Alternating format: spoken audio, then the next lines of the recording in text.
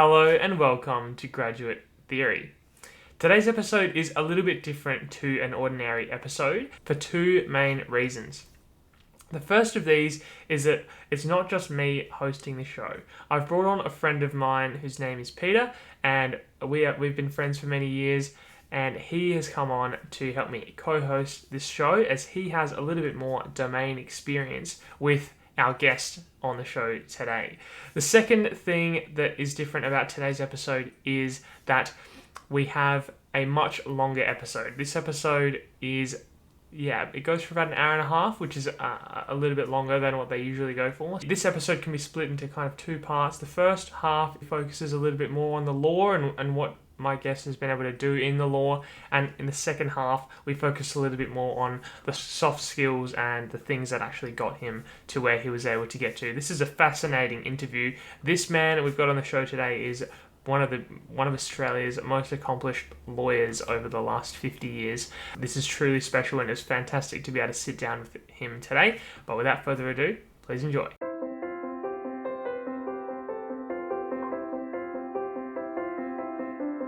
Hello and welcome to Graduate Theory. Today's episode is a little bit different. I have a co-host with me today, and his name is Pete. He's been a good friend of mine for many years and is a recent law graduate from the University of Adelaide. Please welcome Pete to the show today. Thanks for having me on, Frigga. Looking forward to it. Perfect. And to introduce the guest today, our guest today is, a titan of the law industry in Australia. Since graduating university in 1970, our guest has been here, there, and everywhere with regards to the law. He's worked at what's now known as DLA Piper in Sydney for over 50 years, taking different roles such as chairman, managing partner, and is now a consultant. He's been the president of the Law Society of New South Wales, the president of the Law Council of Australia. He established the Australian Insurance Law Association. He's now a life member of the Law Society of New South Wales. Affectionately known as Gilly, please welcome Michael Gill. Thanks, James. Thanks, Peter. It's great to have you on today, Gilly. Yeah, I'm really excited to chat. I know Pete is as well. But one thing that we want to start off with is going way back, winding back the clock to when you were in university, and in particular, talking about some of those challenges and your general experience at university. And are there any moments from university that really stick out to you?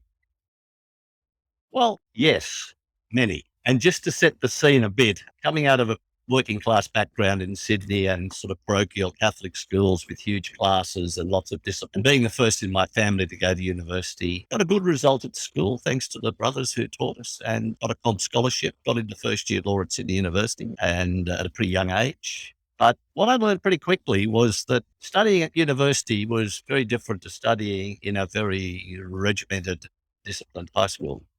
You're really on your own. And as a result of that, and not having those learning skills, and maybe some mates who like to visit the pub too much and play touch football, I managed to fail first year law. I got one subject out of 4. I went to the news agency on the relevant morning and opened the Sydney Morning Herald, devastated to see the result. Not sure why I was surprised, but that's another issue. Had to go home, tell the folks who were more devastated than me, ashamed to tell the neighbours, all of those sorts of things, brought a family.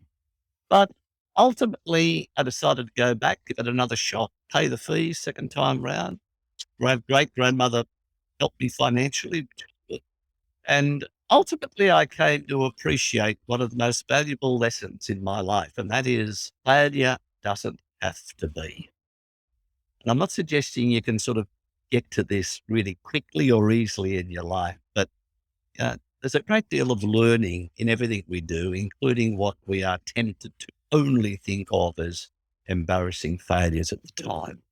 And ultimately, hopefully, we come to see them as positive things in a way that we can share with other people.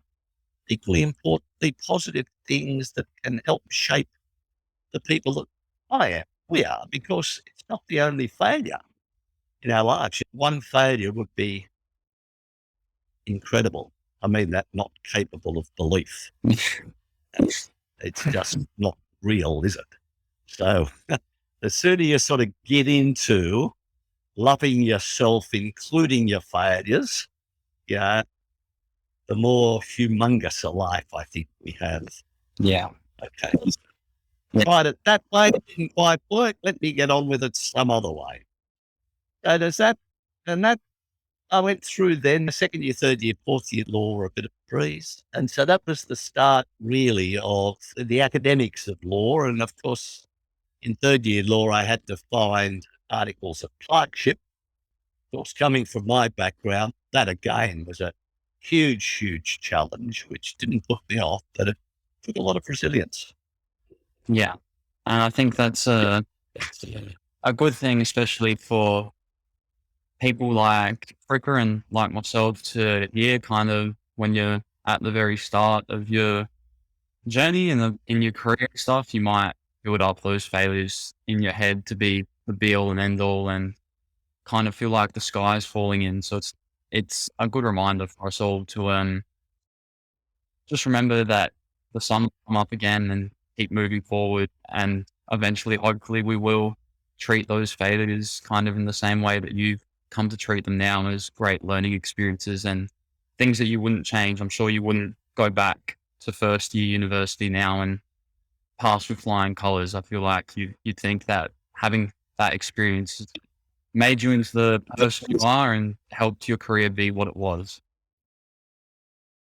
Yeah, it's interesting that the next phase of it, articles of clerkship back in those days was like an apprenticeship. You had the third year and fourth year law, you needed a job in a law firm. And if you had lots of relatives who were lawyers and judges, or you went to one of those sort of GPS schools or something, there were networks which held you to their bosom very, very quickly. But coming out of Morris Brothers Parramatta, I think I wrote about 420 letters of application to get a job. I had about 42 interviews before I actually started at the predecessor firm to my current one on 25th March 1968. So I started writing in August 67, got the job towards the end of March 68. But the interesting thing was that the particular job I got was the one that actually made the rest of my life. So every time I got a knockback or somebody didn't respond to a letter, I now see that it was not meant to be. It wasn't meant to be until late February or early March 68 when I read the ad in the Sydney Morning Herald from a little firm called Frank A. Davenport and Bant, and I applied to them. And I actually got that job. And that was one of the most crucial steps in my career as it then unfolded. So I look back as my early correspondence and those earlier interviews weren't failures. They were just not yet appropriate. Yeah. And you've touched on it, but can you maybe explain a little bit for our audience what the articles of clerkship involved, as obviously now that articles are no longer the process that law students and law graduates go through to start their career. So could you maybe just explain for some of our listeners that maybe aren't fully aware what exactly was involved in the articles of clerkship and kind of what lessons you learned from your articles that you think might still be applicable to law students and recent law graduates? Yeah, Peter, in a simple expression, practical legal training. Yeah. It was before we had institutes providing that, colleges of law and the like. Yeah. And so it was very serious stuff. My master solicitor, who's only died recently, John Mant, and I had to appear before the proprietary of the Supreme Court. And we were both sworn in to a very serious document called the Articles of Clerkship. And it described what my master solicitor would do for me by way of training. And it described what I would commit myself to, like not pinching the stamps. I'm sure that was a very important one to uphold. Well, it was because it's an example of honesty and integrity. Yeah. Which is just so critical to our profession. And John and his fellow partners, there were 13 in the firm. I was the first Catholic that the firm had ever employed, which was just interesting. But they took very seriously their role, and the Law Society had produced a little booklet called the Article Clerk's Handbook. Page 1 had a heading called Admiralty, and I think the last page had a heading called Wills, Probate and Administration. And between the two, you covered the practical aspects of everything. Yeah. I was lucky because they took it seriously.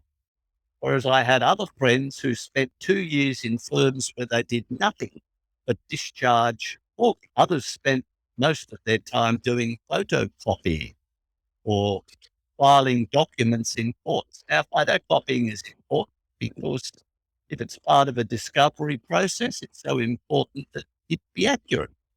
And filing court documents is important as well, but it's not the full thing. No. And I really got the full thing very, very generally. Yeah. And it only went out because there was an explosion of law graduates towards the late 60s, early 70s. And not every lawyer was a good teacher. Doesn't follow. So we needed to find another way within the profession in South Wales of giving this vital practical legal training. You know, they set up the Leo Cusson Institute in Victoria. We set up the College of Law in New South Wales after some senior banks, Professor Osgood Hall at the University of Toronto. And it's probably the benchmark for practical legal training. Does that pretty well cover it for you? Yeah.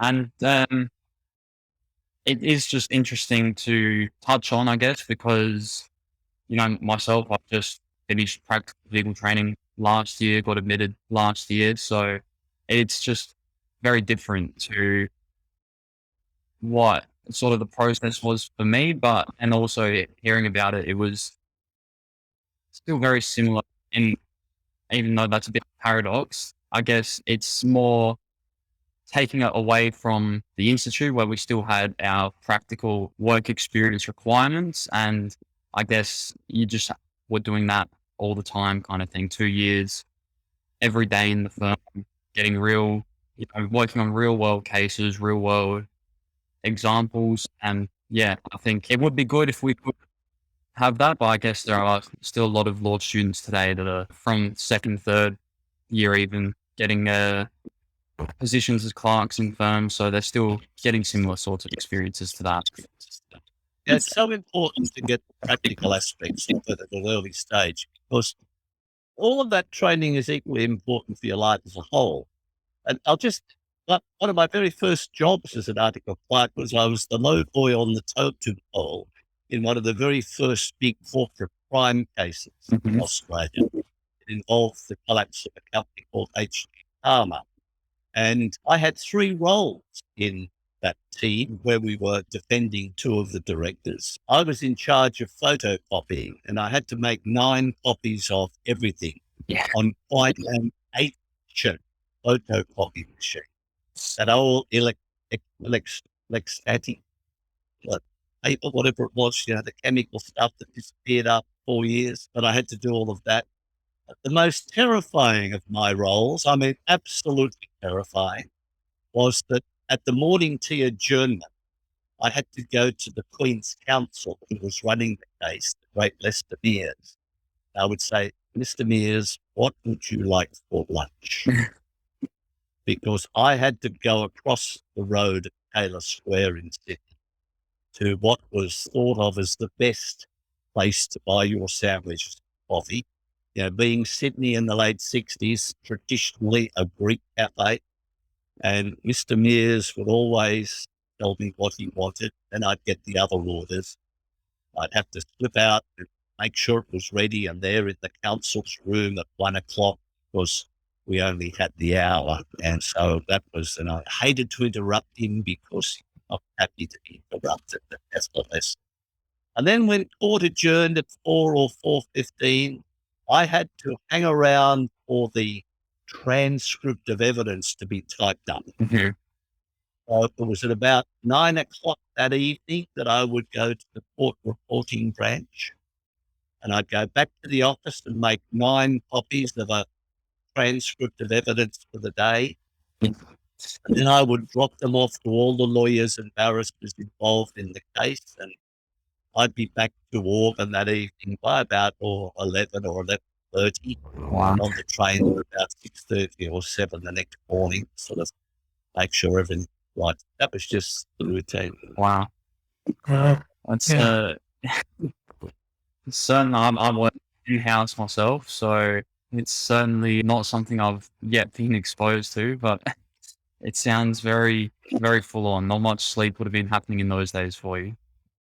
I know, and that was a big part of legal practice. It still is for some people. But modern technology, it can be criticised, but it has certainly taken a lot of the non-necessary torture out of the way we practice law. Mhm. Yeah, definitely. I'm glad that I think all young law students, law graduates have to do their fair share of photocopying, scanning, and that sort of thing. But I'm glad definitely it was on a more modern machine. Then maybe if we could just jump forward a little bit to perhaps when you finished your articles, what was sort of the process there? So you still would have your formal admission and formally become a solicitor and barrister of the Supreme Court in New South Wales, and then kind of where did your career go from there in those early days post admission? Well, Peter, we were a non-fusion state. Okay. So I was admitted as a solicitor, Only. attorney, and proctor of the Supreme Court of New South Wales, not to be confused with a barrister. Mhm. Yeah, the bewiggered people who like to dress up in drag and other things. My barrister friends that watch. And what's the actual difference between a solicitor and a barrister, Gilly? I'm not too familiar with these things. James, that's a challenging question for someone with a slight degree of cynicism about them. But effectively, a barrister signs the roll of the bar and spends most of their time being advocates before the courts. Solicitors can do the same thing and forever have done it in the minor courts tribunal. But otherwise, we are in the corporate side of things, the documents, wills and probates and advice and writing advices, setting up corporations, all of that other sort of stuff. Okay. Whereas I think in South Australia, when I started, you probably didn't have an independent bar back in the 60s and the 70s. It was, I think, the bar associations in the fused states, Mhm. like Western Australia and South Australia, you were all admitted as solicitors and barristers. Yeah. And all of the best barristers were in the law firm. Like, I don't know how many of these good people are still around, but John Von Duser, for example, was in his father's firm of Von Duser McGregor. Mhm. John went on to be a specialist barrister, and I think a judge in the federal court. But others like Ted Mulligan and such like became judges largely thereafter because they've been barristers. Yeah. But that was the big difference. And there's always been this debate in the Australian profession about what's the best system. I think they've all blurred a bit. So after being admitted by the court and signing the court roll, that afternoon we had a bit of a party at the Law Society where we were given a practicing certificate Mhm. and became members of the Law Society. And then I continued my work at the little firm Breakgate at the court. And I think I was admitted in August of 1970. And then I had a great leap forward in income. I mustn't forget that. First year articles was $7 a week. Wow. Second year articles was $15 a week. Day one as a solicitor was $85 a week. To this day, Wow. that remains the biggest percentage jump in income I've ever experienced. Yeah. It's crazy.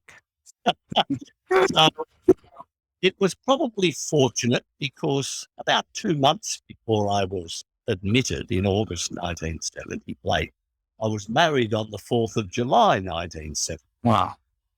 as a 15-year income, $15 a week income. So then I was working away, very broad range of practice, but my master was, or John, who had been my master solicitor, was developing quite a reputation in insurance law. And also knew that he had a great love for town planning.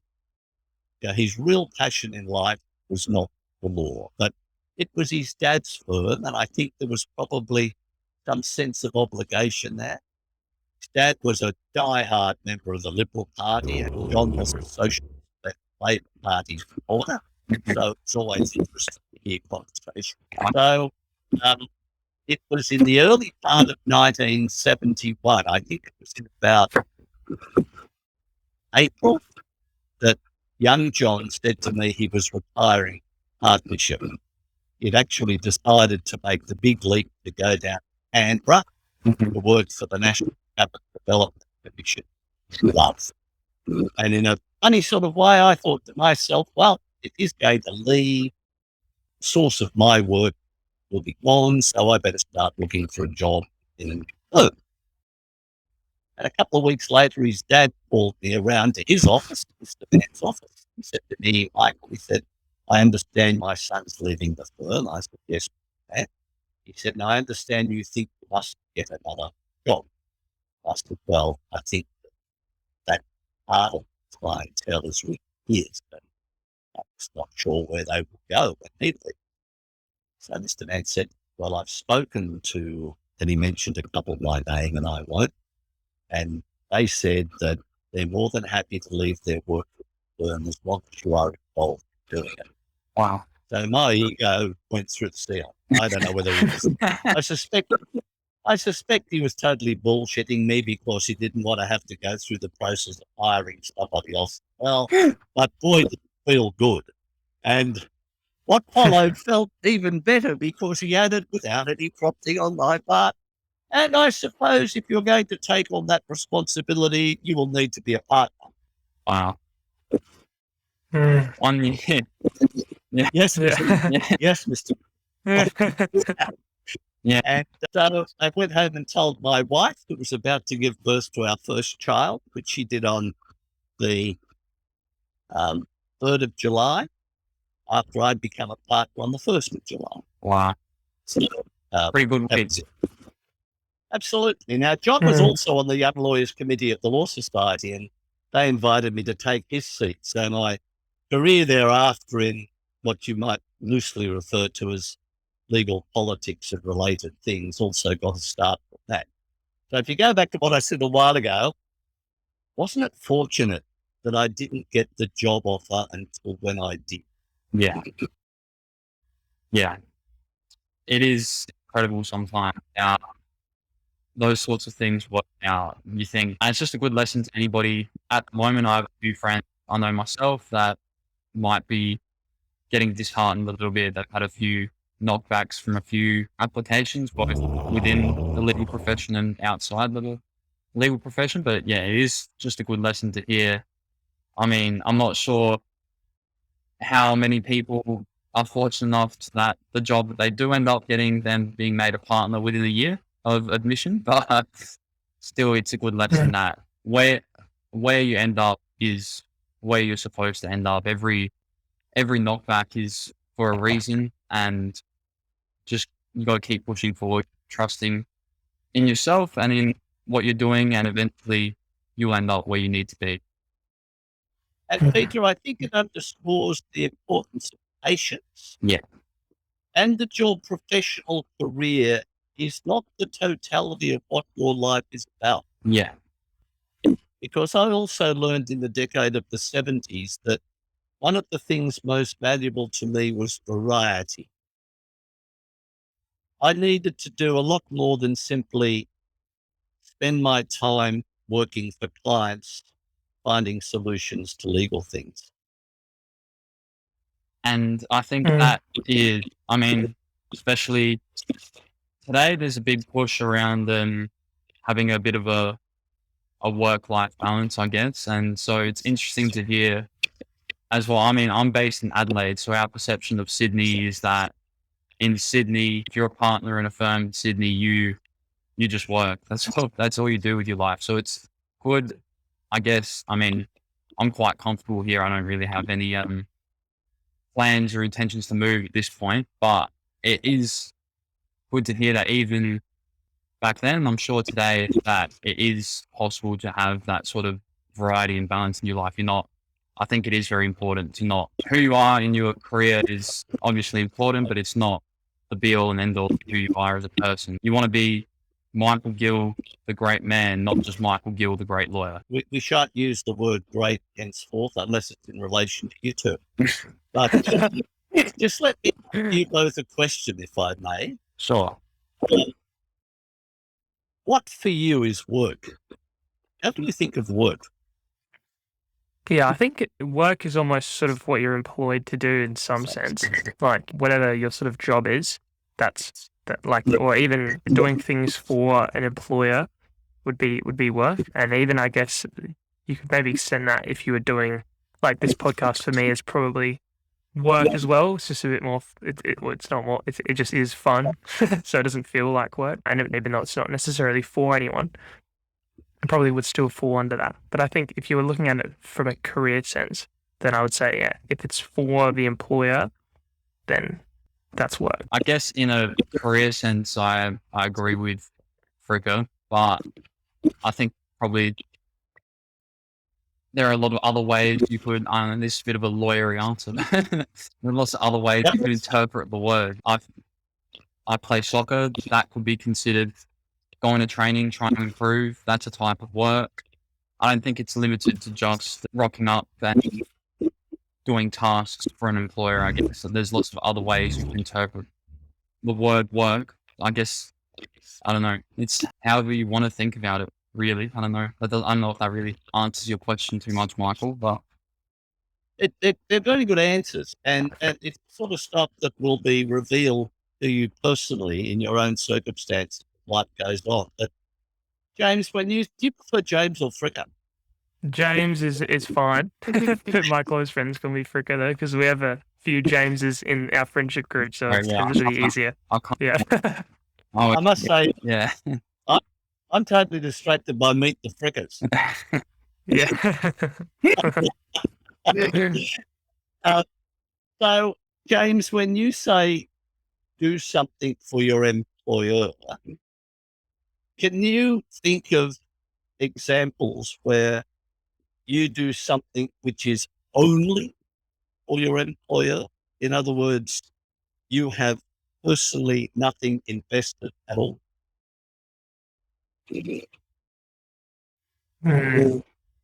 Yeah, I'd say, yeah, it's a good point. And I think even if I'm just thinking of like a basic task, like sending some emails or things like that, it's still a mutually beneficial relationship in that like they're paying you to do that, so that there's something in it for you in that sense.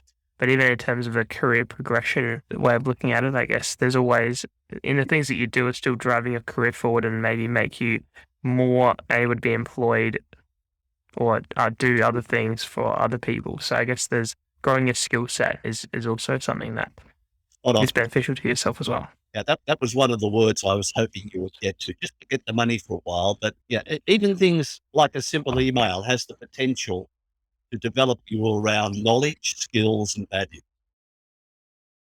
Every interaction, if you think of it that way.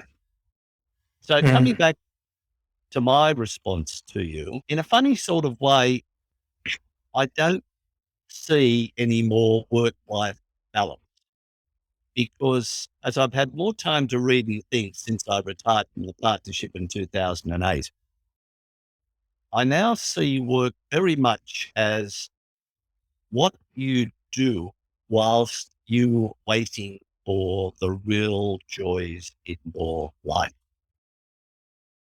And once you are in that space, I promise you, you will never think of it as work again. When you largely, I won't say 100%, I don't want to go overboard, but when you are largely of the thought that I really love doing this stuff. Yeah, this is me.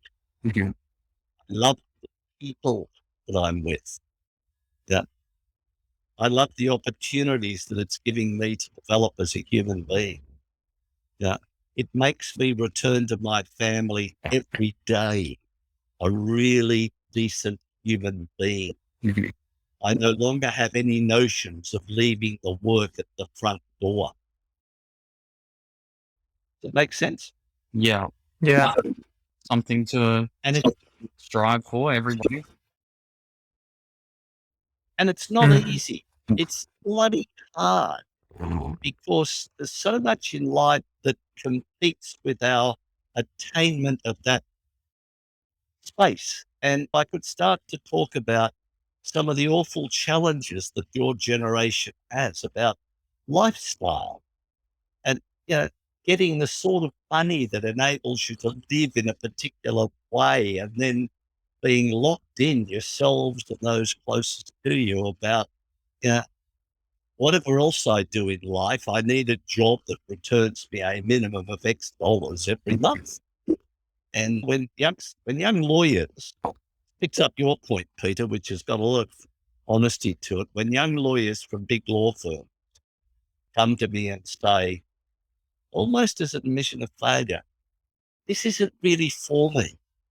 And I don't know how to tell my parents. I've got a job in the M&A department at Hills or DLA Piper or something. And I hate it. I absolutely hate it. Yeah. And I say to them, how important is money to you? Because if money is not terribly important to you as a lawyer, the world's your oyster. Yeah. But if the first thing you have to do is get a tick on not less than $100,000 a year or $200,000 a year, or being on that slippery ladder to partnership, all that stuff, if all of that's there, then all you've done is closed off a huge number of options, which may very well include your authentic self. Yeah.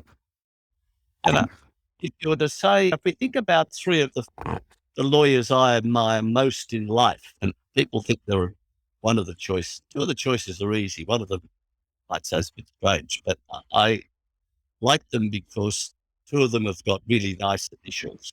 That's Mahatma Gandhi, Mikhail Gorbachev, and Nelson Mandela. All truly great lawyers. And But why? very interesting. That's definitely not where I thought you were going with that. To answer Why? why, Why? Where did you think I was going? I don't know. I don't know where I thought you were going, but I guess that. Oh, Peter. This is a moment of candor and honesty. Mm-hmm. You don't have to give me names, and I don't get offended. But did you think I was going to mention people who were really successful in the corporate world or something? I guess I thought probably like, people have been on the high court. Yeah. No, I honestly have no idea why. I know that I can understand why as people you would admire, but I'd be very interested to hear your reasoning as to why they're lawyers that you specifically. Well, because the law is a very special calling. We're very privileged, hugely privileged. Yeah, we have the opportunity to stand up at the most serious of places where lives are at risk Mhm. and say, I am speaking on behalf of another human being. Yeah. I am representing this person, whatever it is, even in basic pro bono work that we can do around the suburbs of our capital cities. Yeah, that trust that exists, hopefully still broadly the case, although our profession isn't always blameless or perfect. The right that the law gives us to keep secret what our clients tell us. Legal professional privilege and confidentiality are huge parts of what we do, and not enough of our number see the profession for what it is. They see it largely as a meal ticket to a significant and the right to sit on a pedestal and be looked up to and to behave as though we are some very sort of significant person entitled to praise and gratitude and all of that. It's not so. Yeah. It's not what the law is for. No, I do definitely agree with that point there. And I guess that is a perception that people have within the profession, but also outside the profession. So we'd hope that over time, and as you touched on, it's not always blameless and it's not always without fault. And I think particularly lately that's been highlighted quite significantly in the media. But hopefully, I think that's a great point for just someone like myself to keep in mind as I progress throughout my career in the profession. I touched on what you were saying before, just to make sure you're in it for the right reasons. And if you don't get enjoyment out of it, and if money's not that important to you, you can find other opportunities apart from climbing up the firm structure. So maybe if we could just touch on some of the things you've maybe done outside of the firm environment on that topic, or what advice you'd give to those young lawyers that come up to you, and if they say that money's not that important to them, what sort of advice do you give them to perhaps look outside the traditional firm structure to find fulfillment in the profession? Yeah, it comes back a little bit to what we've been talking about. I think the starting point must always be to willing to find our authentic selves. And you don't start with what's available in the law. You start with, who am I? Mhm. Who am I? Right? That's an everyday question for all of us. You don't get an answer like in a business plan where you say, in the next month, I'm going to do an analysis of who I am. And then I will insert that into that paragraph before values, mission, or that sort of thing. Yes. It's a constant quest of who am I? What is it that makes me the most joyful person I can be? And you get the answer to that question, even an answer that's not comfortable. When you've done your study at university and you've started to practice the law and you're getting an actual taste for what you're doing, one basic thing is, do I want to spend my life in a back room analyzing and producing paper, or actually walking with people? Do I want to spend, where am I most comfortable?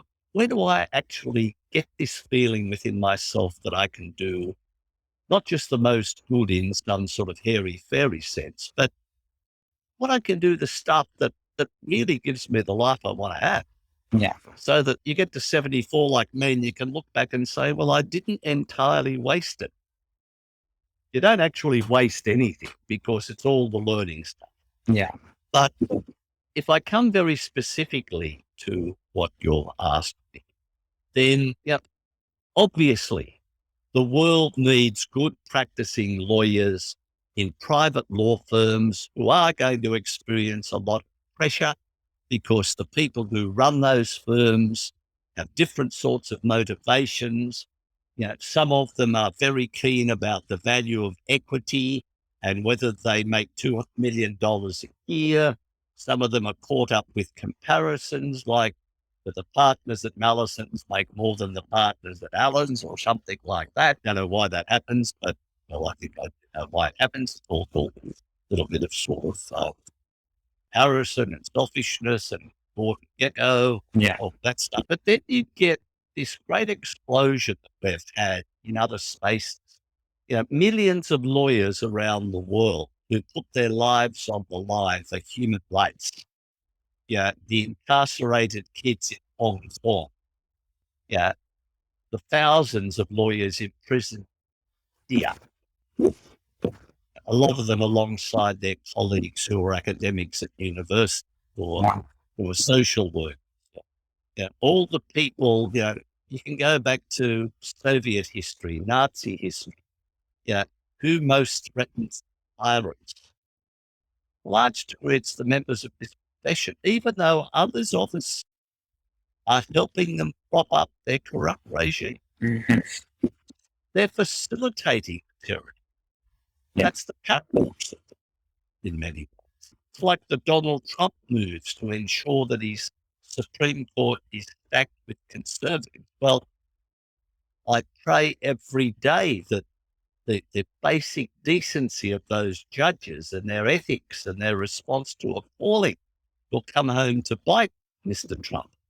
So that probably maybe inappropriately gives away a bit too much of my politics, but I've got to share it, haven't I? I can't be.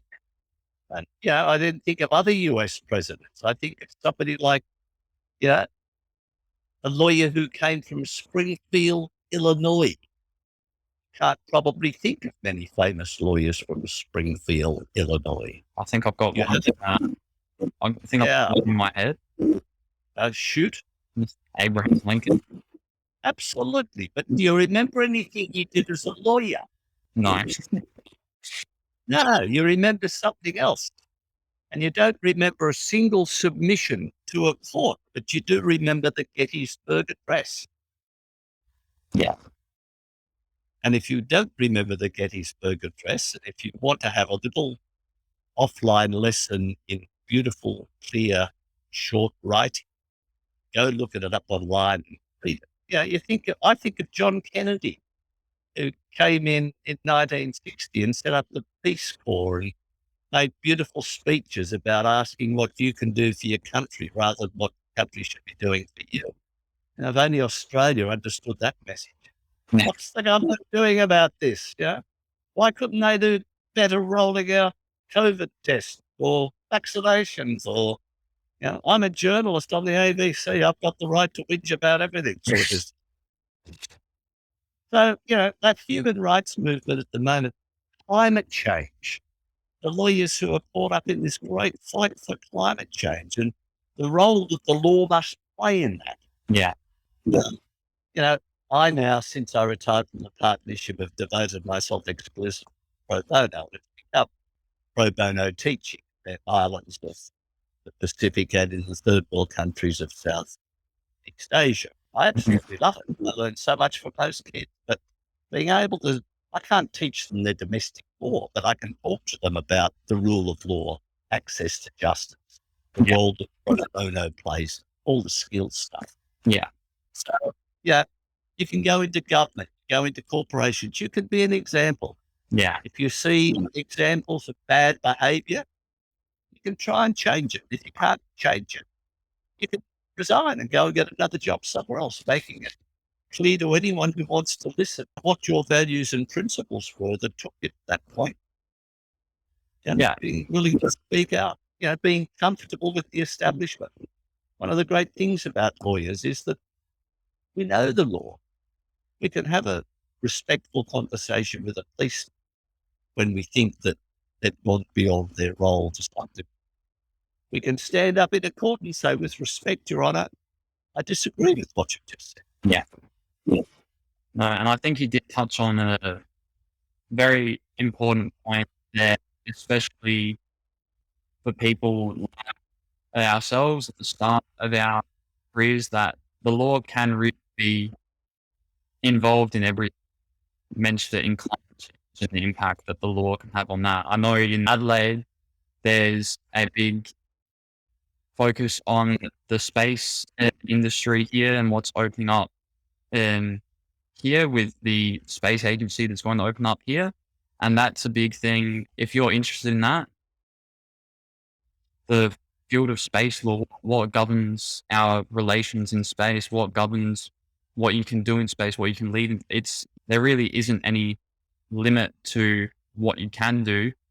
So I think it is very helpful advice you've given. Just try and find out what it is that makes you, what drives you, what your values and core beliefs are, because if you want to make it happen, the law really can.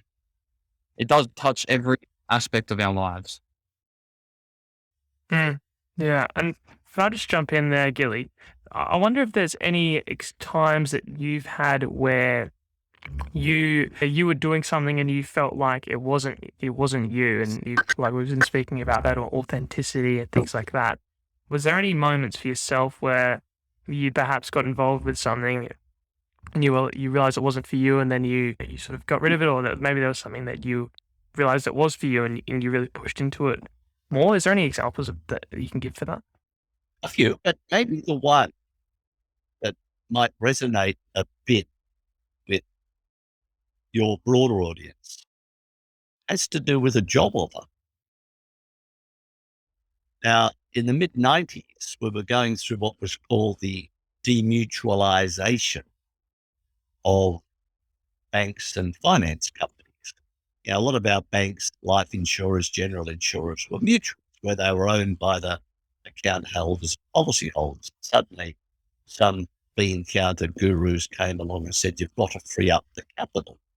So household names in Australia, like the AMP, for example, were suddenly no longer owned by the people who had policies, but they were converted into stock companies. And if you had an AMP policy, you got lots of cash, but you no longer owned by the shareholders. So to facilitate this very significant move, there was a lot of change at the top, and they decided that they needed to have what for Australia then was a little bit of an unusual character called a general counsel, and not just an in-house lawyer, but somebody who was right up there at the elbow of the CEO for absolutely everything. At the time, I was in my firm leading a very big team of insurance lawyers. A headhunter came to me, and for probably 3 or 4 weeks, and I told the firm what was going on, and I was offered money, like I was offered $1 million transfer. Everything else. I'm talking now like 28 years ago. Yeah. And stock options when it floated and all sorts of things. Because at the time, I was probably one of the best known insurance lawyers in the country. But doing a very careful due diligence, I came to a conclusion which was about me. It wasn't so much about the company, that it was going to behave potentially in ways that I may not be totally comfortable with. And of course, I'd kept my wife informed of all of these developments, and my kids were getting older. They were born in 71 and 73, so they knew the value of a shekel or two. Mm-hmm. And they thought that the offer that was on the table for me was just irresistible. But for me, ultimately, it was unacceptable. And I didn't regret it for 1 second. They picked up somebody else into that role. My life went on, in a sense, financially very much poorer. I mean, very, very much. But I could have doubled my income in 1 step. Yeah. Wow. But it was just, there was something about it that I wasn't really comfortable. And I've said to people ever since, it's not just about getting a job offer. It's about getting a job offer which is truly you, that's authentically you.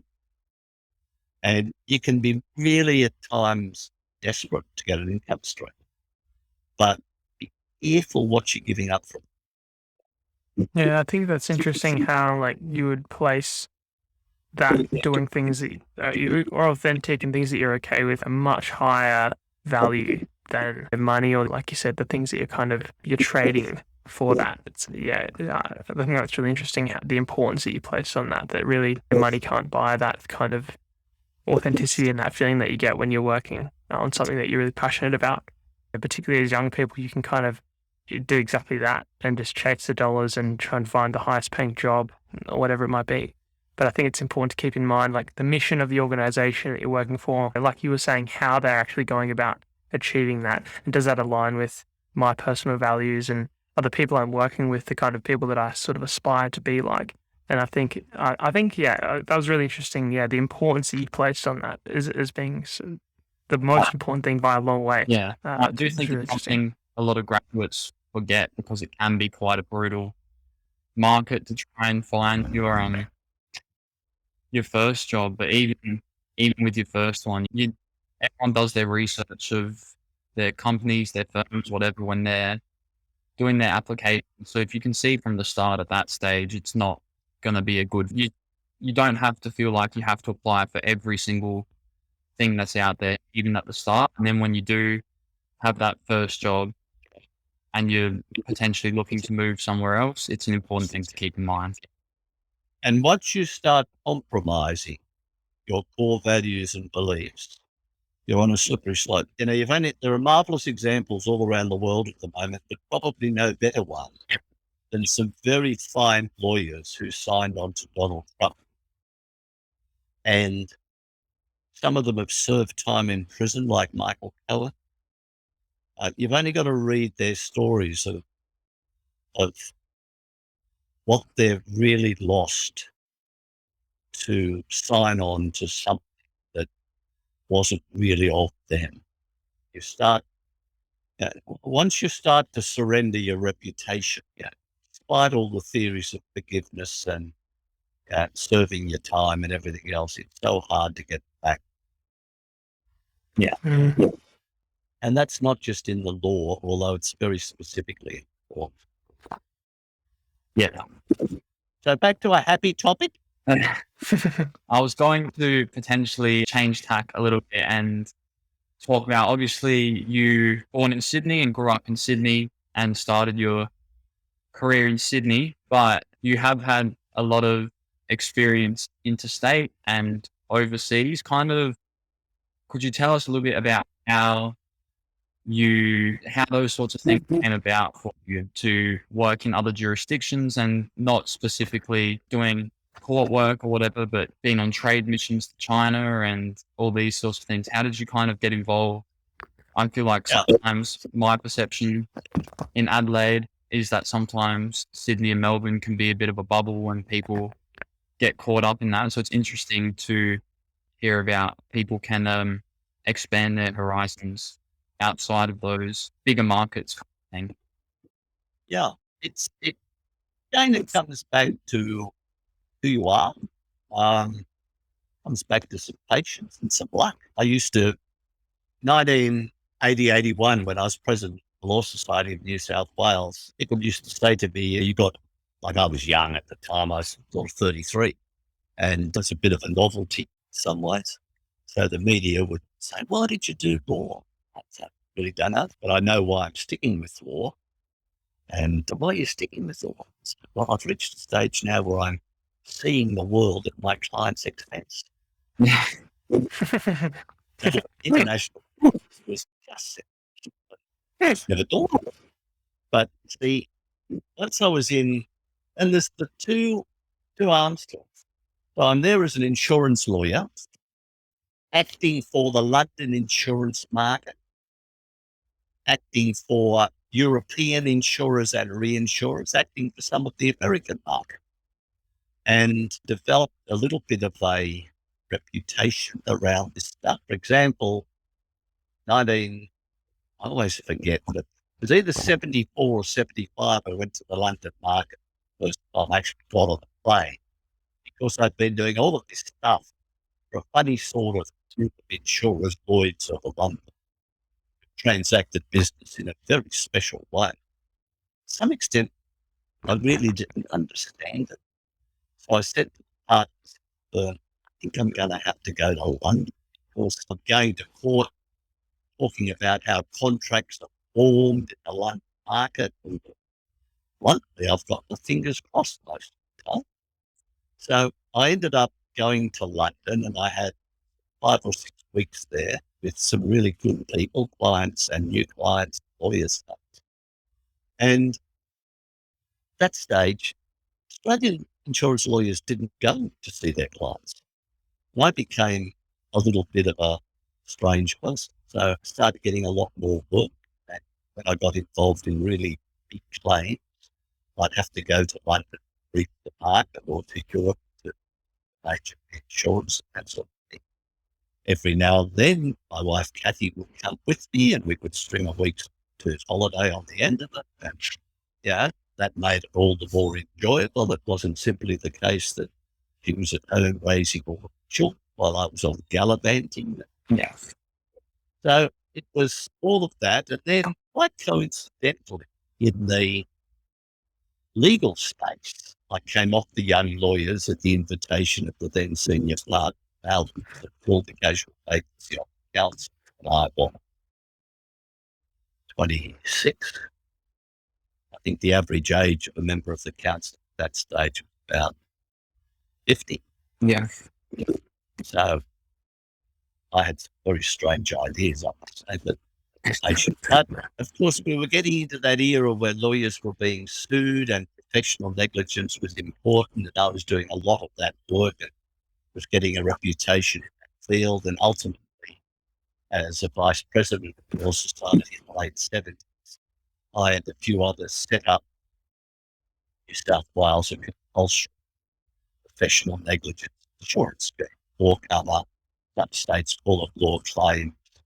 I think one in Adelaide, I'm not quite sure what the South Australian one is called these days, law claims for it.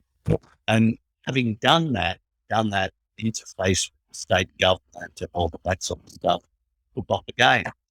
Of course, that was the era of two most significant pieces of insurance legislation, which were groundbreaking worldwide. Michael Kirby was then. Sorry, James, does Michael Kirby's name mean something to you? No. Michael Kirby, Peter will know, is a quite famous High Court judge who has written many radical judgments. Bit of a lefty who's an amazing monarchist. Also very bravely the first Superior Court judge to come out as gay. And I knew him from when I started law because he and Murray Gleeson were both junior barristers when I started. Michael Kirby headed the Australian Law Reform Commission, which set up this brand new legal regime around insurance law for Australia. So I had to do lots of trips overseas explaining to markets in places how this was different to what they were familiar with. Of course, that scared a lot of them. But it was the combination of all of those things developed this reputation that had me offshore, traveling a lot and also speaking a lot, because I became very comfortable with conference seminars. As a Law Society office bearer, I had some training in public presentation. I was taught how to deal with the media. All of that stuff sort of just came. My favourite word stage in my life, connectedness of everything. Yeah. All so connected. So, and then with some others, I set up the Australian Insurance Law Association. I set up some insurance publications. Ultimately, I was president of the International Insurance Law Association, mates in 80 or 90 countries around the world. Yeah. Sometimes falling at my accent. But that was really how it happened. And many of those great clients in other places became very close personal friends as well. Yeah. And it's how the relationship becomes more than professional, becomes personal. Then your value have another dimension. Yeah. Well, yeah, I have a question for you then, Gilly.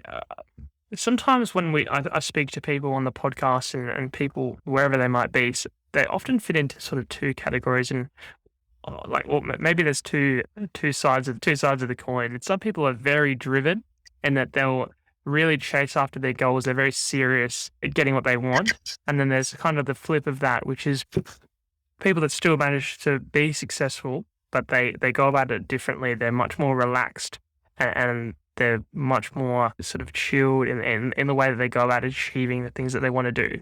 And I want to ask you, were you on the sort of really driven side where it was sort of, I have this target and I'm going to do it by this day kind of thing? Or is it more of a relaxed, like, this opportunity came up, that's great, I'm going to do it as best I can and see where it goes? I'm curious to hear, what your thoughts on that is, and perhaps which side perhaps you lean to more? The only possible answer to that question is the one that everyone must give, and that is both. Depends on the time of your life and the circumstances. And we're often not our own best judges. It's often the people closest to us who have far more accurate opinions of that sort of thing. Now, in my own defense, I would say I wasn't driven, but my late wife may have a very different view about it, as may some of the people who were my partners. If you had said determined rather than driven, I would have said yes. I am a person of determination. I'm not easily dissuaded from what I think. But as I progressed in life, I became a far better listener and a far better determination with me sometimes meant I had to get to the end very quickly. I had to know the answer. Whereas I now understand that the real value is in the process. Is that I think it's a great African proverb, isn't it? That alone I can travel fast, together we can travel far. And I think with my life, I've come to understand that much better. I hate categorizing people. If we think about, I don't know what's your favorite sports, but if you were to think about like tennis or batsmen in cricket, laid back, relaxed, driven. See, for my era, I would say that Dougie Walters, the great Dougie Walters, who between his innings sat in the room smoking cigarettes back to back and playing poker and chewing on gum, came out to the centre and never showed any sign of being driven, but was unbelievably tenacious. And then you get the likes of Steve Smith and Michael Clark, who for all the world looked as though the most important thing was never getting out. And then you get the other Gilly, Adam Gilchrist, who was just a cavalier batsman. And for all the world, looked as though at every moment he was having the greatest fun under the sun. But absolutely determined, absolutely tenacious, didn't want to give the micromillimeter. So I think it's good to be conscious of these things. But it's also good for yourself not to beat yourself up about it. You see, the only thing I wonder about the word driven, I'm a great, like, catching bugs in some way. It's not really, it's etymology, which is the science of the meaning of words. Anyway, I don't know. we could go look up the word driven, where it came from. And driven, for me, connotes something that's coming from outside of you. Almost a little sense of you've got no control over it, almost like a runaway motor or something. Whereas if you aspire to something or you're tenacious about it or you're determined, that always seems to me as though it's coming more powerfully. I have more control over it. That's just the way I see it. I wouldn't attribute good or bad or right or wrong to any of those things, because at times in our lives, it's those things that represent the breakthroughs for us. I can see in my oldest grandson a great deal of my determination. More importantly, most of the rest of the family says, Michael is exactly the same as you. Now, he's just so determined about things. But he's the most loving person, the most generous person, a spectacular basketballer and rugby player.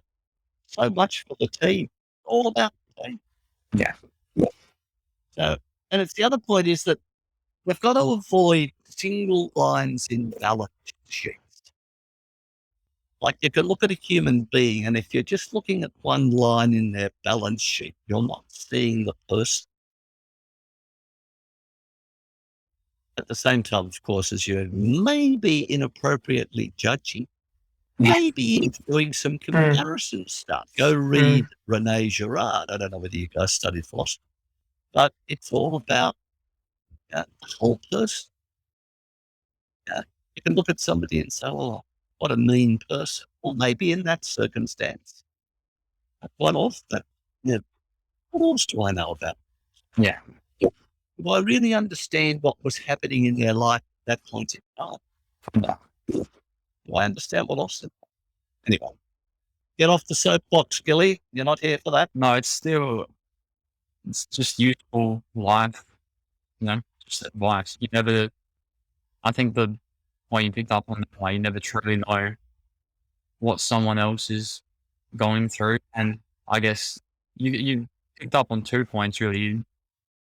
It's important how other people do perceive you, like how your grandson, just importantly to use that everybody can kind of tell you that he's just like you, but it's also, I guess, just important to keep in mind that we don't always know the full story of what's going on with someone. Our perceptions of what's going on with them might not actually be accurate to the truth. And I guess if someone's annoying you or doing something to rub you the wrong way, it might not just be because they enjoy doing that to you. They might have other things going on. So just keeping an open mind and trying to be tolerant and respectful just goes a long way, not just in your work, but just in your life in general. And Peter, when the others say he's just like me, they're quite wrong. Because I can see characteristics within him that at his age I would have died for. Yeah. I would have loved to have had the courage that he has of his own conviction. I would have loved to have felt able to speak out to my parents in a respectful way as he does, whereas I was raised in an environment where you could not have those challenging conversations. I love that sort of stuff within him.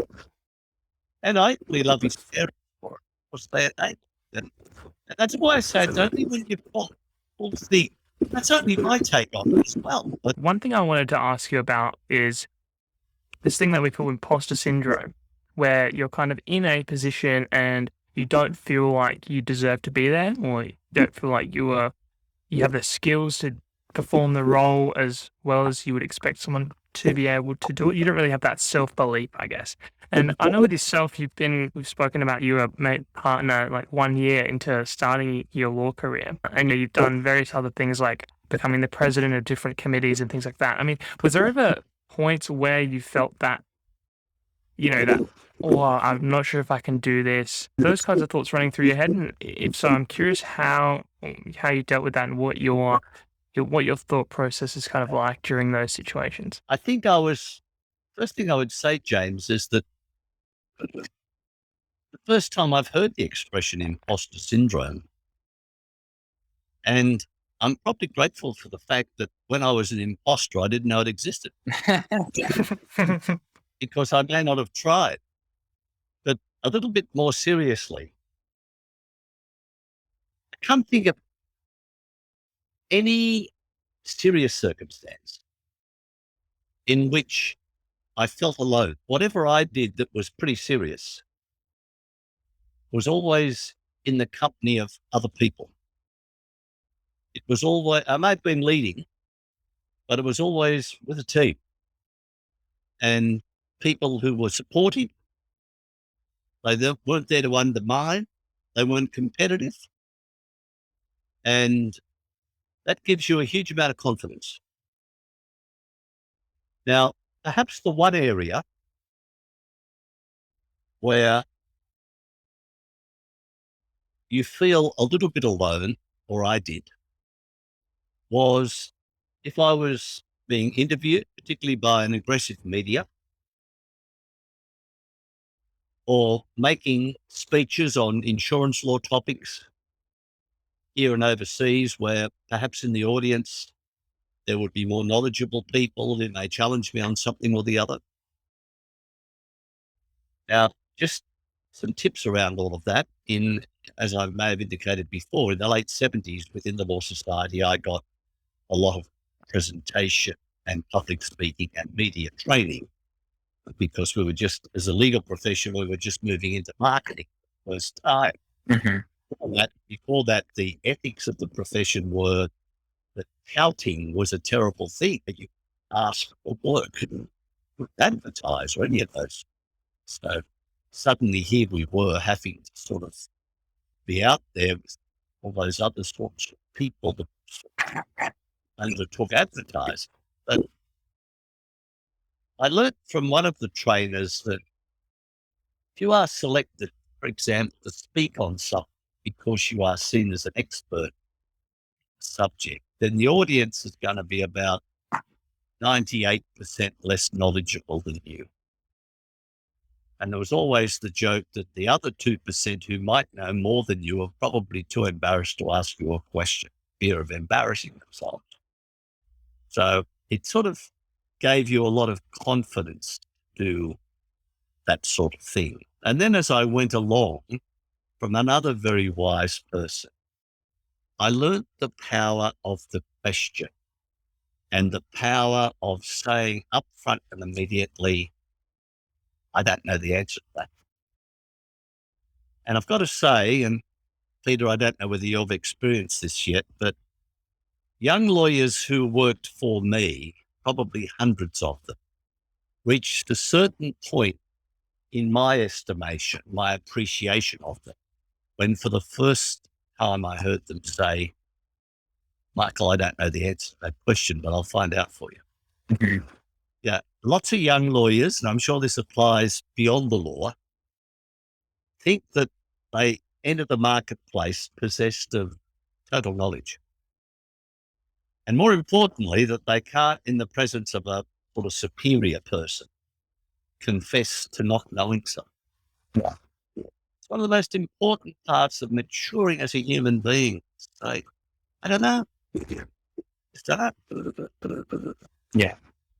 No, and Now, I do relate to that a little bit. You don't want to, I don't know, I guess sometimes in my mind, or I'm sure other young, not just young lawyers, I'm sure it's applicable to all young professionals, would just fear of looking stupid or something in front of their boss or someone, more superior they work with. But that's definitely something I will take on board from this. It's okay to say you don't know. it's essential. Yeah. Essential. Yeah. Why would any stupid partner think that at your age you knew everything? Bizarre.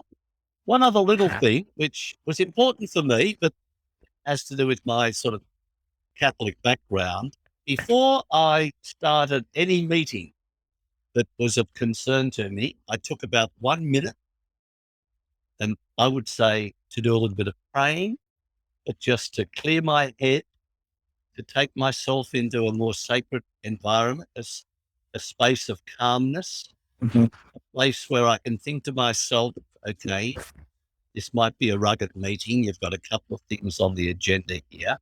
But at the end of the day, there are lots of good people around you. And you're not going to, we've abolished the death penalty. You don't, you don't get crucified anymore in this country.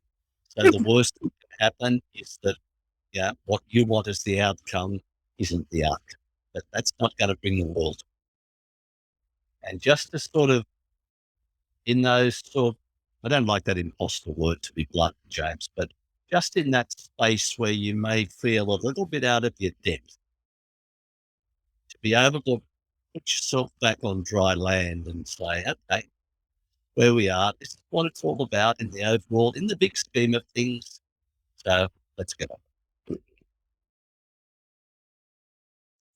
That's good advice. Yeah. Yeah, definitely. I can definitely get the sense that, you're very humble humble guy yourself, Gilly, and I think even having that humility when it comes to being asked things that you don't know the answer to is really important, and trying not to sort of act like you're better than you are, and creating those situations where you say you know something when you actually don't, and then it can get awkward, I think, at that point. It can backfire big time, and it doesn't matter what area of endeavor you are in. It's that honesty. It's far easier to remember the truth. It's a great principle of life. It's far easier to remember the truth. Whereas if you're guessing and you're throwing stuff out, didn't you tell me 2 weeks ago when we were talking about this, that you're then pressed to remember your lie? Yeah. It can be tough. Can all identify with it. There's nobody on this planet who hasn't told a fib from time to time and been caught out. Yeah. Definitely. Well, Yeah, I'm interested to hear. I know you spoke just before about you had that ritual before a meeting where you would kind of have that 1 minute of almost prayer to put yourself in a better space to start the meeting.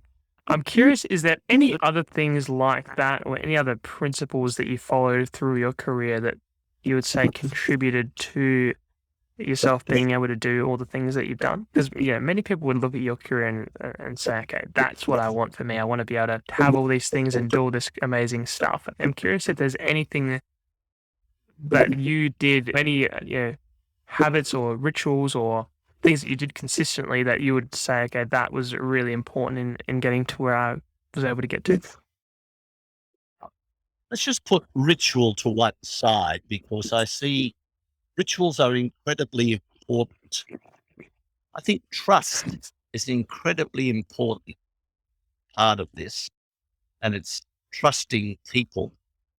It's to work out who are the most important people in your life. Who can you turn to? Who can you take your anxieties and your fears and worries to? Because most of us have times of anxiety and depression to some extent, self-doubt, and that's in the personal space, it's in the professional space, all the stuff around relationships and that sort of thing. And we all need those anchors. And if we talked about sort of core values or belief, whether it's a religious belief or something else, we all need some anchors in our lives. And it could coincidentally be the people that you might like to binge with on the occasional Saturday night, but it might be entirely different people. But I think just off the top, it's those personal relationships that are so important, because, so much of the challenge is in isolation. And if you can't find a way out of the isolation, you can get those other problems and the loneliness and the anxieties and all of that sort of thing. And if you talk about a ritual, I often share with people that I mentor, and a lot of them really struggle with the emotional side of their lives. I say to them, now, when your internal thoughts, personal or professional or business, are tending to the black side of things, you do need to have rituals or ways to transition out of it. Everybody needs that. And I've always encouraged people to buy a helicopter, and that normally evokes a smile or a laugh. It's just a metaphorical helicopter, but you've got to keep it front and center. Because when you're totally dominated by your internal darkness, you need to jump in that helicopter and sort of go up about 200 meters and then look down at yourself and say with a very, very loud voice, what the fuck's going on down there? What is it? So that you start to develop techniques or rituals around those out-of-body experience, where you don't need to read books or have a psychologist or a psychiatrist. You just need to understand in a detached way what stupidity is going on within you. Now, stupidity isn't a nice thing to say because it's real. It's real.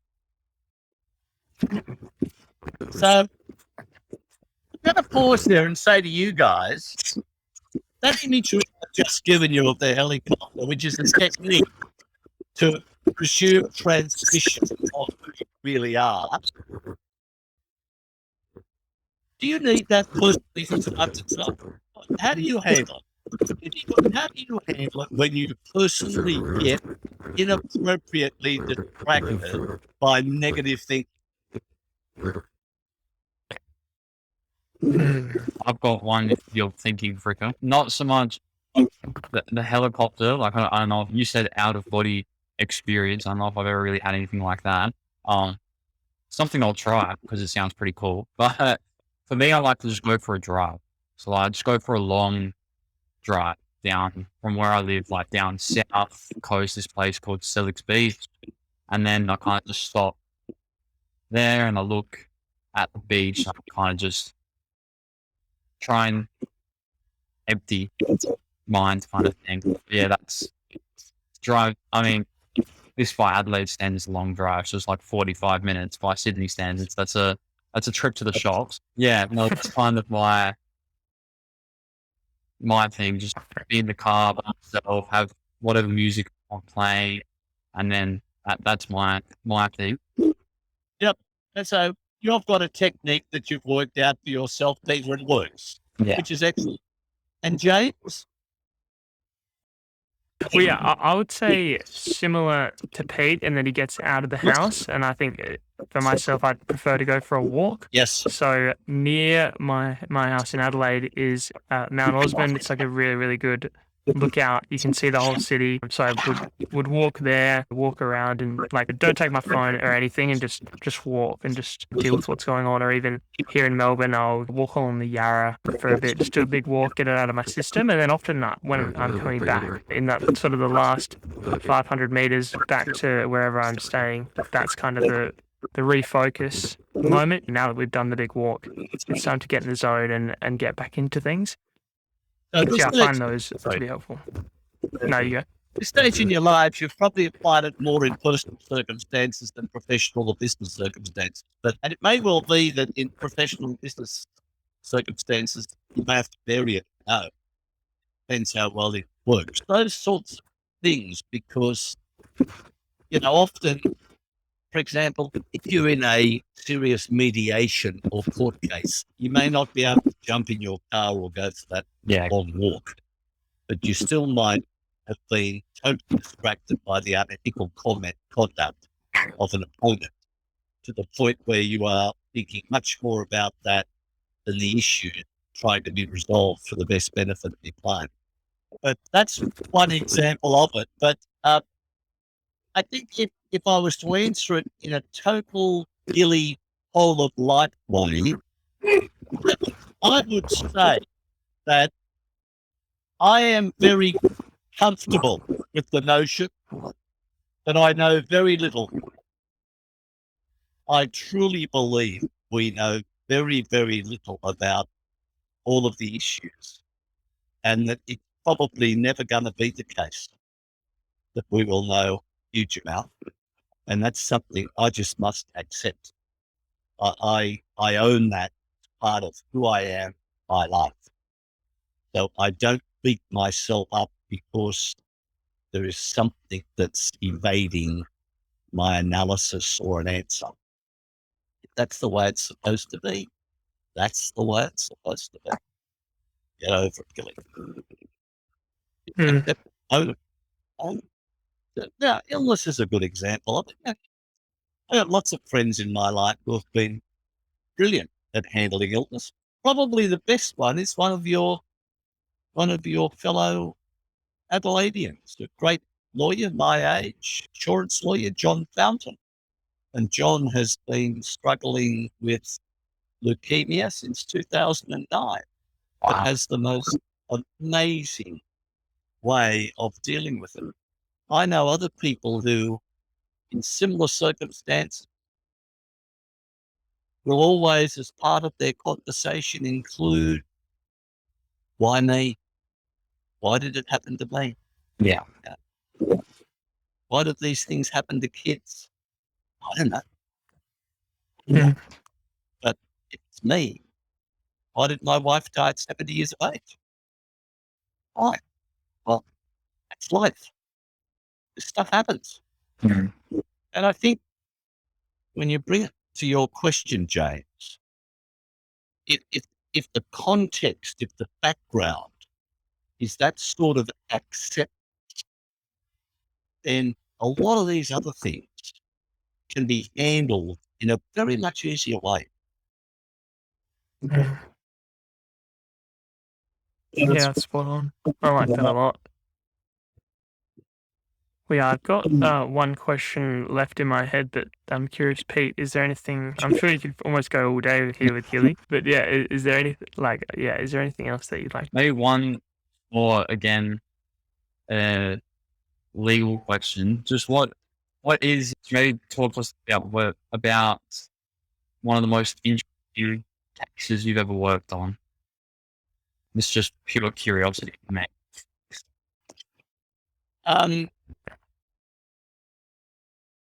It wasn't a case. Is that Okay. all right? Yeah, or file or matter or whatever. Well, it's easy for me because it's only 7 years ago. Okay. So 2015, I was asked by the Insurance Council of Australia to head up a task force looking at the effectiveness of all of those pre-contract documents that have to be handed out when you're arranging insurance and stuff like that. So I think, James, just for the non-lawyers, it's all about legal stuff in the consumer space that you get often inundated with when you're opening a bank account or taking out an insurance policy or bluntly doing anything else. And it's all around this notion of the last consumer right, empowering financial literacy, etc., etc., etc. And it was an amazing exercise for me for a whole lot of reasons. But it was the very first time that I had been asked to work with a behavioral scientist. And the funny part of this story is that one of the youngsters from an insurance company who was on the task force, when we were just about to submit our report to the board of the insurance council, rang me at home and said, Michael, can we talk about what we're going to call the report? I said, sure. And he told me that we had definitions of social media language, sort of LOL, for lots of love, and all of that. And he said to me, they've just included an expression which I'd like to think we can use as the name for our report. What is it?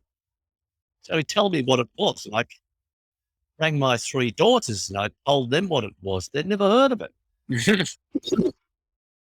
So we called our report TL:DR.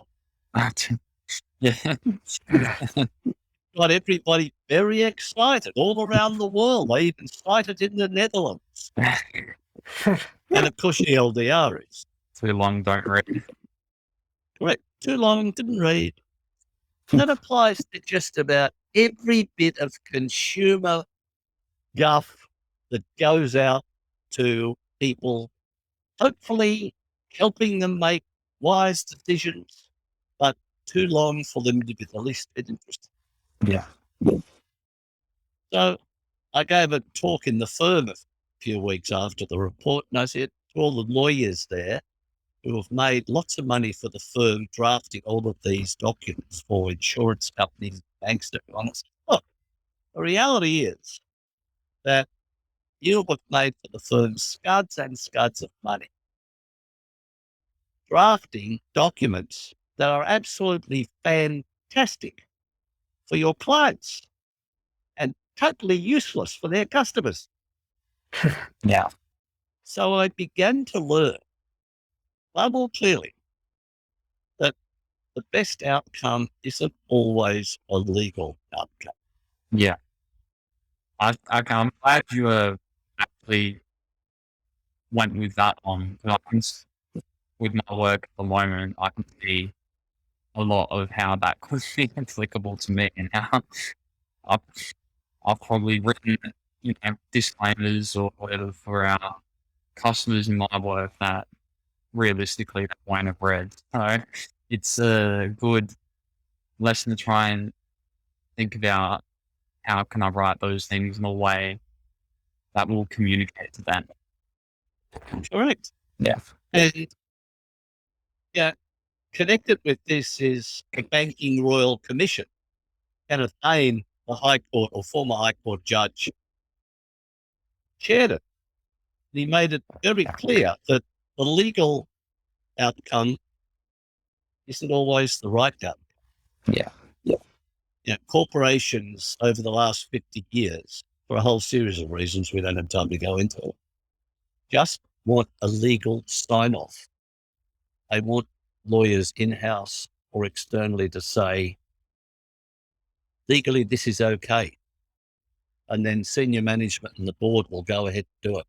Yeah. As I've been saying for about 15 years, and Hay has said more recently, get a legal opinion about something. It's the start of the process. You've then got to work out what you should do in that context. Yeah. Yeah, I'm definitely going to keep that one locked away. That's good advice. And we've got to get back to that. And that applies, James, to every bit of relevant human behavior. Every one of us is a consumer. We all know what it's like to be kept on hold by Telstra, who keep saying to us, your call is important to us.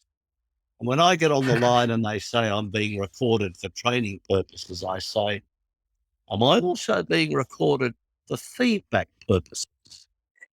And there's a bit of silence. Yes. I said, well, if my call was really important to you, you would have far more telephones.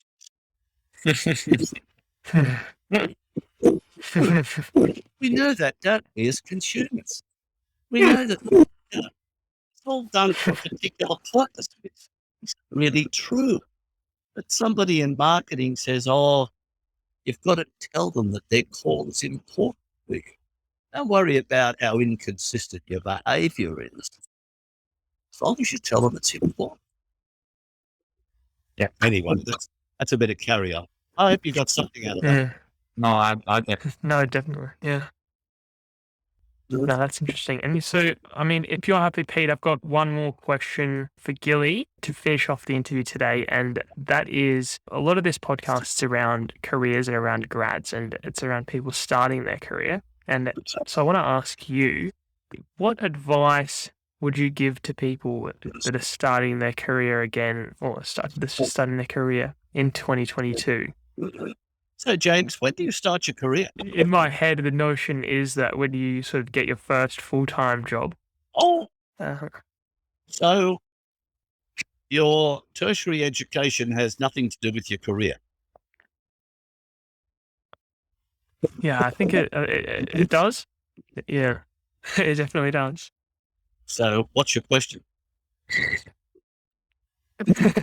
I think, how about when they're entering the workforce? So if you read 18 and Lost, Peter, are you familiar with 18 and Lost? No. James, you are, aren't you? Yeah. 18 and Lost was a book written by a number of the constant students, which has as its sub-theme what we know at 26 or 27 that we wish we had known at 18. Because the knowledge, experience, values, skills that you take into the decision-making for a university course is very much less than what you have at 26 when you have experienced one of the most important formation periods of your life. So the first lesson I think, James, to take out of that is keeping an open mind and an open heart is much more than just a glitzy saying of the moment. It's one of life's most vital survival skills. So point number one is you haven't wasted your education. You haven't wasted tertiary stuff, but keep your heart and your mind open as to how you're going against that thing. Always. Be prepared to question yourself. Always. Don't feel embarrassed or ashamed if you're tempted towards thinking, I've made a mistake. No, you haven't made a mistake. It's like Michael in first year law. You're just learning.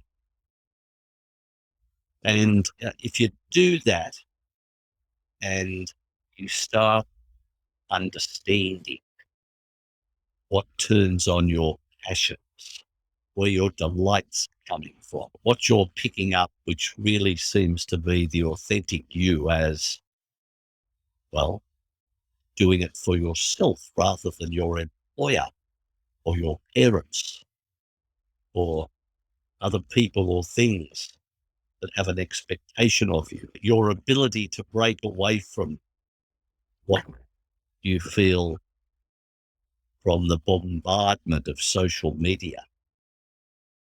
All the stuff you're reading, which is, I think, forcing you in a particular direction.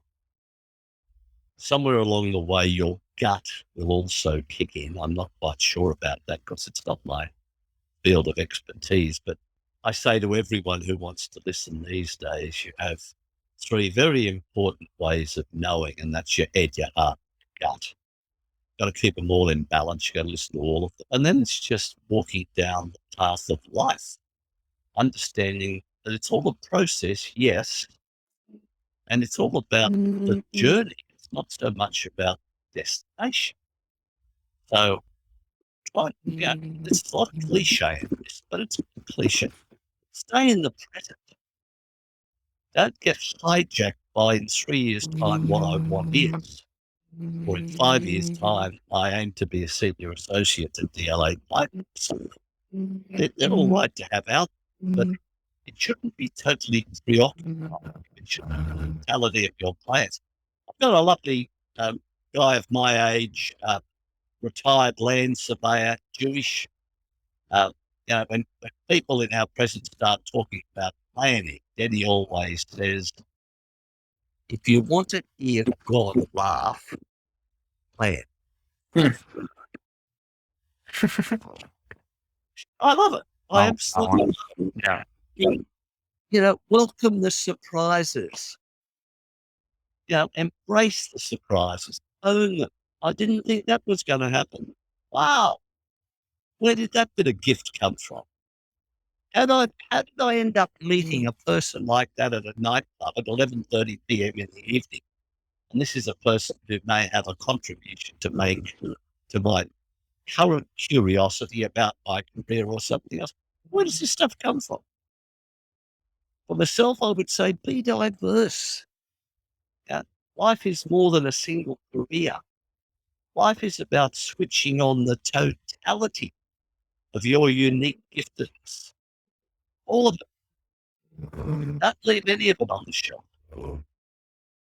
I hear planes in the background. No. So that's and that's an awful lot to digest. And I could give you a lot of other stuff about words like generosity. Particularly, if you're in a business circumstance where there are clients involved, be generous to them, not because you want to have a reputation of some sort, but because that people love generosity and they respond to it.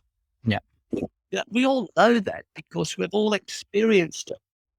So that's not hard, is it? When we know how we feel about people who will be genuinely generous. In other words, they're not looking for anything in return. They just do it because they want to do something for us. And that turns on something within us, which is exactly the same as it turns on within all other people in similar circumstances. Sure, there can be some cynics. You can hear people say, why would they have done that? They must think there's something in it for them. We're going to try and rise above that. because authentic people don't think that. They understand what unconditional generosity gives them. And you can feel it exactly the same way. So in that work relationship scenario, generosity has exactly the same impact as in a personal relationship scenario. If you're in a personal relationship with somebody, it might be somebody that you're dating, early stages, you do something for them. You may even do it unknowingly, but just means so much to them in terms of something generous. Might be waiting to take them out and you tidy up the kitchen rather than sitting there watching one of the Adelaide footy teams playing football on their televisions. It's just all of that sort of stuff. What love? The whole of life skills are exactly the same as the business life skills, professional life skills, personal life skills. Why? Well, you're only one person. There's not three of you. There's not one that puts on a tie and becomes business, another one who sort of puts on a basketball outfit, becomes a basketballer, and then somebody else who's a human being taking somebody out on a date. You just one person. All those skills are there. We don't put on outfits for days. Yeah. Oh, I don't know. I think that's a nice kind of stage way and the Africa. Yep, I agree. Yeah, thanks so much for your time today, Gilly. I think, yeah, that was great. A great note to end on. I think I've learnt a lot from this conversation. So, yeah, thanks so much for sharing your time with us today. And thanks so much as well, Pete, for coming on. It was a good experience for yourself. Me on. And thank you, Michael, for just everything you've given us for the last couple of hours. It's been really insightful and interesting to chat with you. And lastly, Peter, thank you for wearing the tie. It was a nice reminder to me of what they do. Amazing. Oh, and Gilly, I've just got one last thing to add is if someone's listening to this and they want to find out more about you or get in touch with you, where's the best place for them to do that? Give them my email address. Okay, sure. Well, I'll leave it in the show notes. Beautiful. So people can find it there. Not a problem. Not a problem. Wonderful.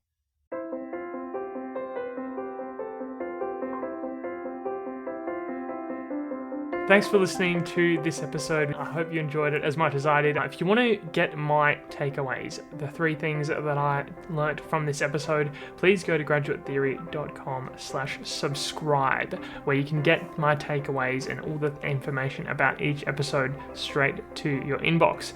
Thanks so much for listening again today, and we're looking forward to seeing you next week.